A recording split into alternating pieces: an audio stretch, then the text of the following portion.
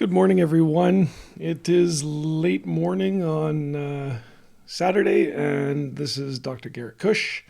Um, and I thought I would come on live today and do a couple little informational sessions on some things to do with our health. So I came up with this analogy that you know. Our health is very similar to when we invest in our finances. So I've shared it with a couple of people, and they were, you know, interested in it, and they thought it was a great analogy of how to look at our health, and then started to grow from there. And I started to think about my own life and how I didn't, hit, paralleled the same type of concept. So I thought I would take an opportunity to share that with you guys. As you are all in, or most should be in, our consciously created transformation body mind soul group. Just by the title, you can tell that it's not just about weight loss, it's not just about your body, it's also about your mind. It's about habits related to being healthy. And so all that is going to get shared. And as I said, today we're going to touch on this cool little concept. If you are here in the group, please, go ahead and comment in the comments section and let me know you're here, even maybe where you're from. You may have to allow certain apps to be able to see you so that you can comment.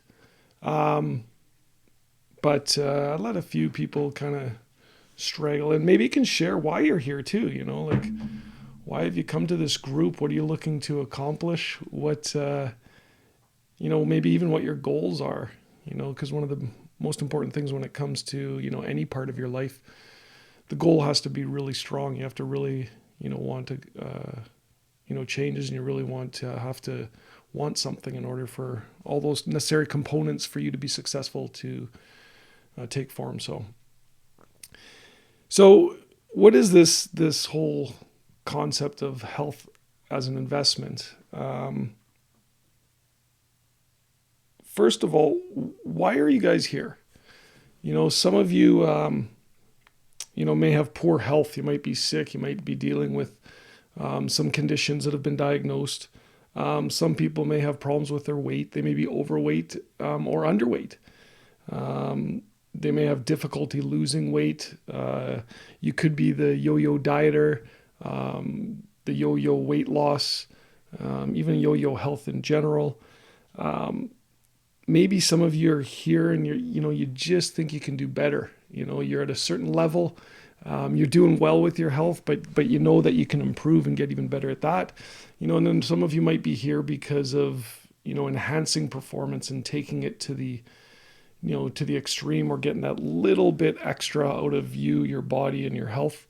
So for all of you, that's what this is all about.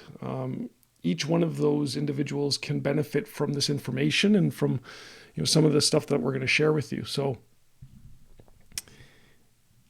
the first question I asked, so how does knowing this idea of health as an investment, how is that gonna help you? Well, it's gonna help take the mystery out of good health, understanding that it's very similar to other areas of our life. In other words, if you want to improve your finances, if you want to improve your relationships, if you want to improve your earning, it takes the same concept. So it's going to take the mystery out of good health. It simplifies it. A lot of us, when we look at health, everything from losing weight to, improving our diets, we think it's so complex. In actual fact, it's quite simple. We tend to overcomplicate things as a species. So this is about simplifying, going back to basics in general. So, and then finally, the last part, this whole concept of investing, or your health being like an investment, is the application of it.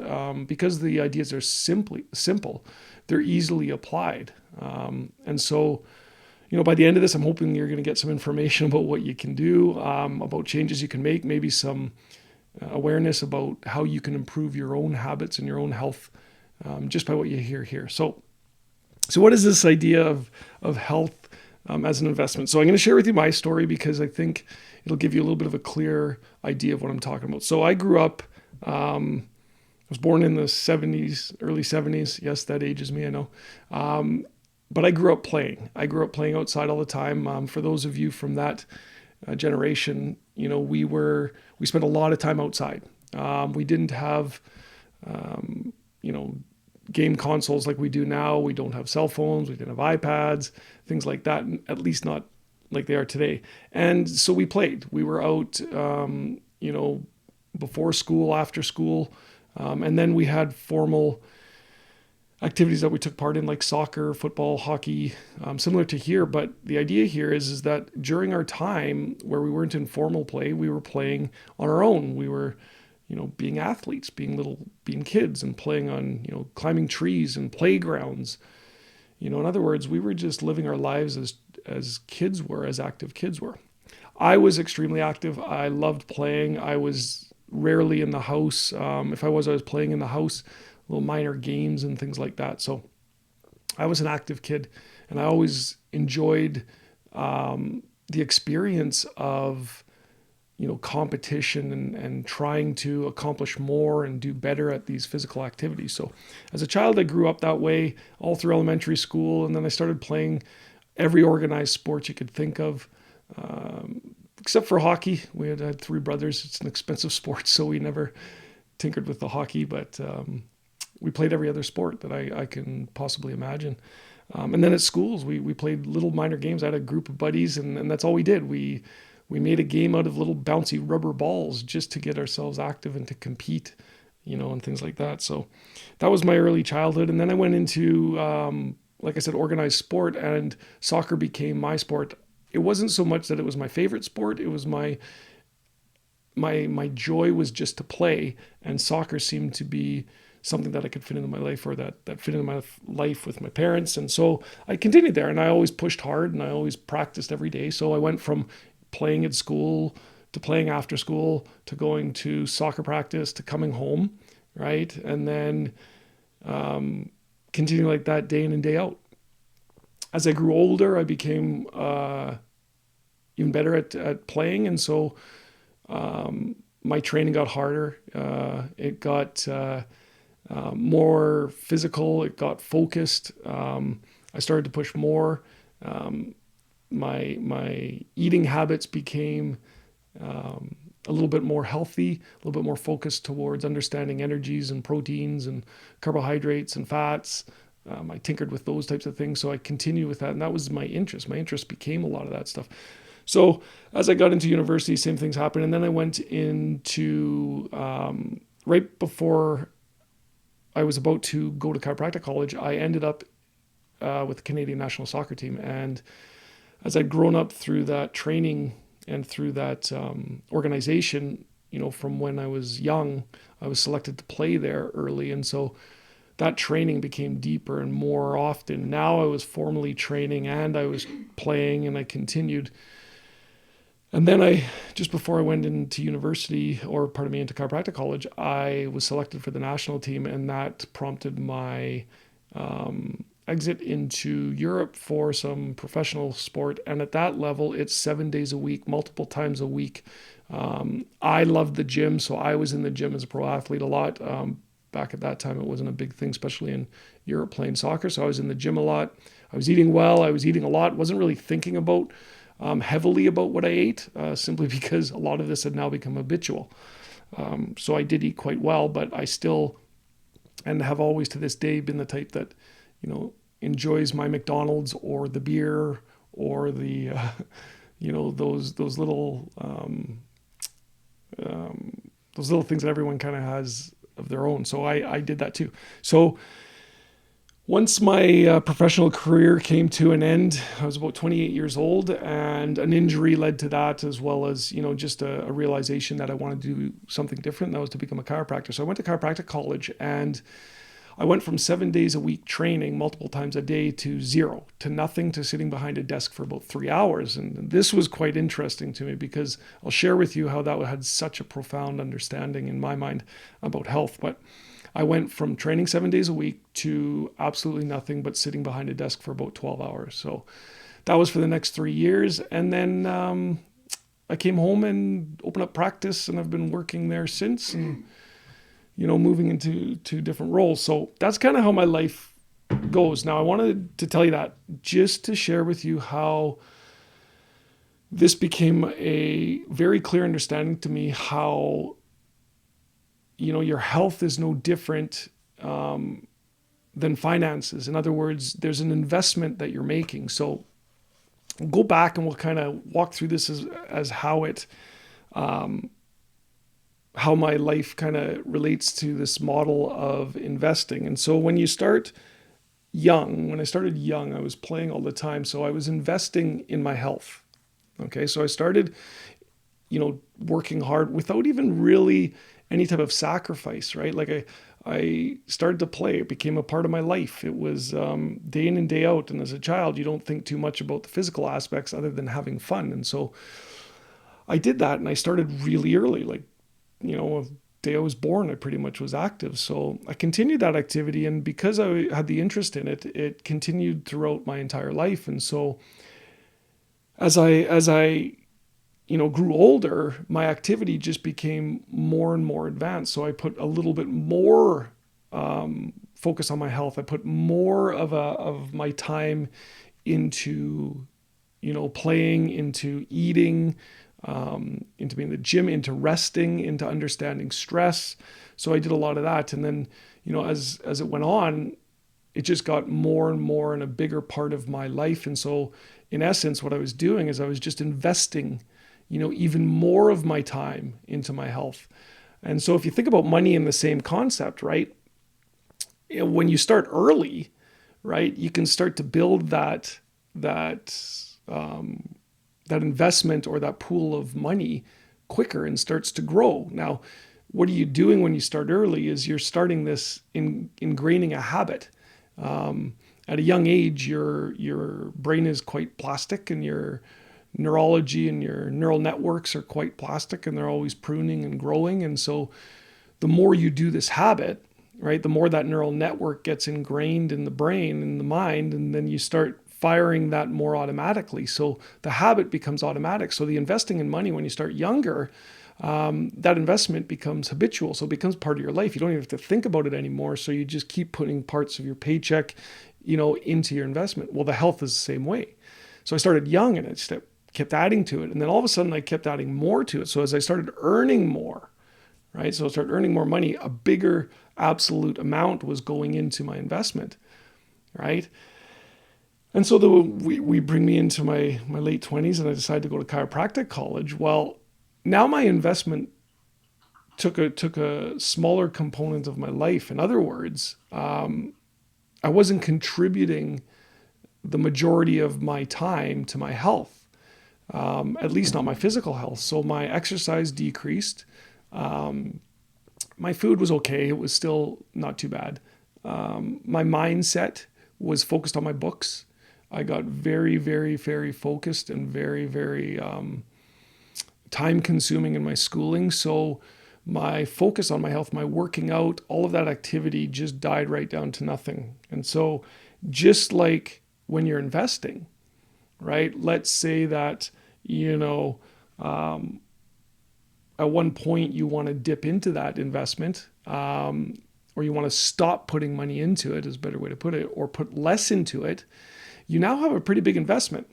So by putting little bits in, you're still contributing, but your investment may be stagnant or even dwindle a bit because the amount in isn't as big as the amount out. So I realized that that's an interesting analogy in that your health is identical, right? So as soon as I went to cold turkey, basically nothing focused on my health heavily, the one thing I realized or I felt was the profound effects of physical effects on my body. So I started to develop headaches, which I'd never had in my entire life other than being self-induced. But I never had headaches.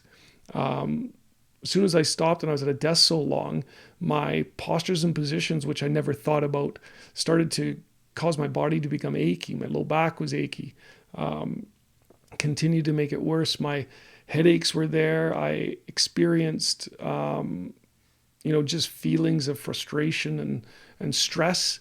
And so I didn't really understand what was happening, other than the fact that it was the first time in my life that what I wasn't doing was exercising. So these effects continued, and I realized what I was doing. Now I realize is I was dipping into that investment. So the investment was taking a little bit of a hit. So if you can appreciate how that correlates to investing in finances, here's a couple and a few tips you can take from that, right? Investing early is the key. So just like when you invest your money early, when you start when you're young, as I said earlier, that investment, that habit, starting it early, it's not so much that you're earning a lot amount or you're creating this massive pool right away, but what you're doing is you're instilling the habitual pattern into your brain, like I said, to do that consistently. And that becomes a daily routine, to a weekly routine, to a monthly, to yearly. And then it just becomes so habitual that you actually can't even stop it. You just keep thinking about it. So the earlier you start, the quicker your investment grows, right? The other thing is the consistency, right? So you become consistent in that. So just like, money, when it becomes habitual, your health is the same way. So if you start early, right, your health is in a good place early in your life. What that does is that teaches your body all of the habitual patterns that are automatic that you don't even think about with respect to health. So things like metabolism. People talk about, oh, my metabolism's slow. It doesn't burn as fast. I don't have as much muscle and things like that. Well, the habitual patterning that works on metabolism is you can't consciously change that metabolism, at least not as much as we know right now. But the point is that metabolic speed is related to the habitual patterns that are ingrained inside the autonomic processes of the body and the autonomic control of the body. So that can start from an early age. So the earlier you start that habitual pattern, right, becomes ingrained and automatic. So your metabolism speeds up. All of your processing speeds up in your body. All of the biology speeds up in the body, right? The consistency, right? The more consistent you are with your financial contribution to your investment, right, the larger it grows. And here's an interesting point, even in the hard times, right, when it's getting difficult and maybe you're not earning as much, if you continue to contribute, you're still growing and you're still advancing that investment. And it doesn't take a lot to continue it to grow. So consistency is a key. And that goes back to the neural network and the habitual patterns. The more habitual it comes, the more you can stick to the consistency, right? And just like investments, your health is no different. The more consistent you are with the health, right, the better the health is, right? The faster it grows, the faster it gets better, right? And even in hard times, this is interesting, but even in the hard times when you're like, I don't want to get up, I don't want to exercise, you want to fall back into the good food, you want to do things like that, right? During those hard times, those are the times you really have to, you want to fall back on good habits, and those good habits being, I got to work out, got to do it. And it's a little easier to be consistent in hard times when you've done it over the years.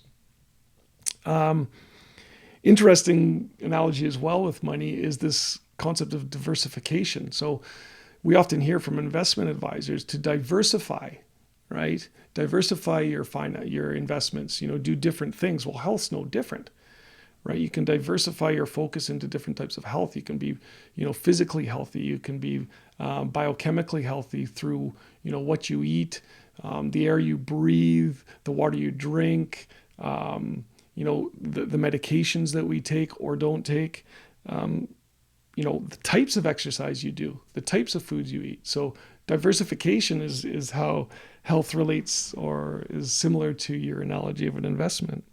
The concept of compound interest. I think it was Einstein that said that. I can't remember. one of the miracles of life, or one of the great miracles of life, is this idea of compound interest. Well, you can think of your health in exactly the same way, right? The earlier you start, so many things are benefiting, that when you continue investing in your health and you start to do things, it allows you to do things that are even more advanced in the health area because you've been doing it for so long. So your health builds upon other parts of your health. So your biochemical health, builds on your physical health, which builds on your mental health. And that's the compound interest of this. Your age, your longevity, your activity throughout daily life, your activity throughout your life, you stay more active longer into your life, right?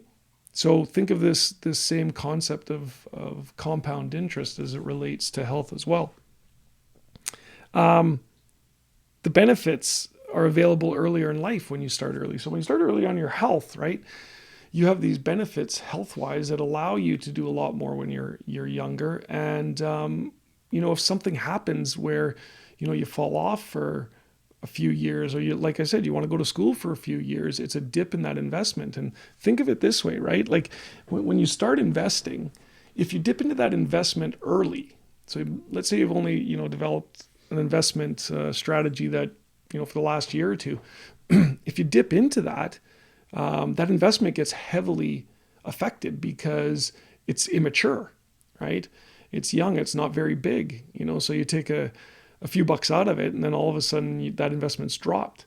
Whereas if you start early, or whereas you've been investing in your health for a long time, your ability to dip into it not only doesn't affect it much and doesn't result in a loss, but or a permanent loss, but the loss is felt not as bad. So if you think of my life, when I went to chiropractic college, it was when I was 28 years old.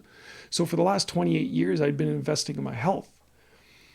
When I went to chiropractic college, I did not work out. I did not exercise, if at all. I maybe did it the odd time when someone wanted to play a game or something, but absolutely nowhere near where I was.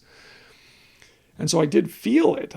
Felt the effects of it, but they were minor and short-lived. So that when I finished chiropractic college and I went back to playing soccer, even though it was amateur for fun, funny thing is I realized a couple things. First is I was able to get back to where I was within weeks. I was back as if I didn't even blink.